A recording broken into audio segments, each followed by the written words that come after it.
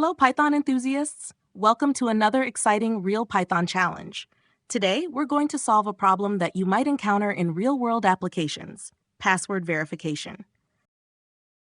Your task is to write a Python function that simulates the password verification process for the login page of a regular website. Here's what our program needs to do. 1. Prompt the user to enter a password twice. 2. Verify that the two passwords entered are identical. 3. Check if the password meets the following security requirements. More than 8 characters long, starts with an uppercase letter, contains at least one number, includes at least one special character, DT, Natch, or. The program should display appropriate messages to inform the user whether the password verification was successful or not. Let's break this down into steps. 1. We'll use the input function to get the password from the user twice. 2. We'll compare the two inputs to ensure they match.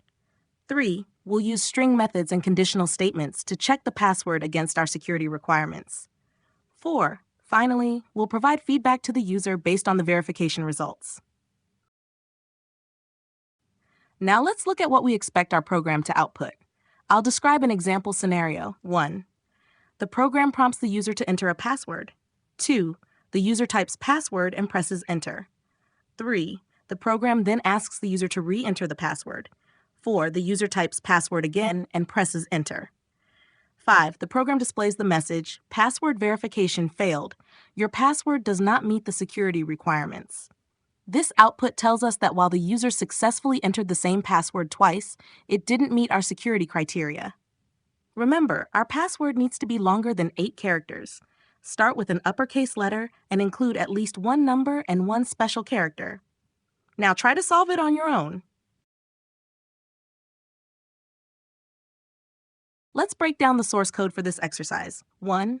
We define a function called isValidPassword that takes a password as input and returns true if it meets all requirements, false otherwise. 2. Inside this function, we perform 3 checks. We use lenPassword to ensure the password is longer than 8 characters. We check if the first character, password 0, is uppercase using the isUpper method. We use regular expressions, re.search, to check for at least one number and one special character. 3. In the main part of the script, we use input to get the password from the user twice. We compare the two passwords to ensure they match. If they match, we call isValidPassword to check if the password meets all requirements. Finally, we print an appropriate message based on the results of these checks. Remember, the only way to learn Python is practicing and working on projects. You can find this challenge at Practity.com along with many other exercises and projects.